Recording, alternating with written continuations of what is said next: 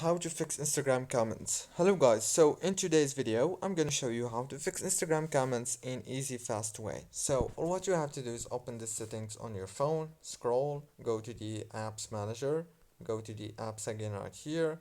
Now on this page it will start loading all the apps that you have on your phone.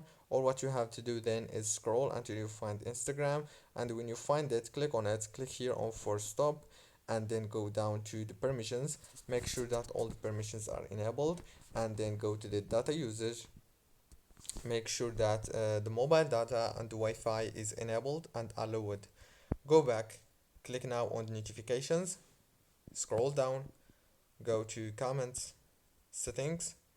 Right here you need to enable the banners and then disable it.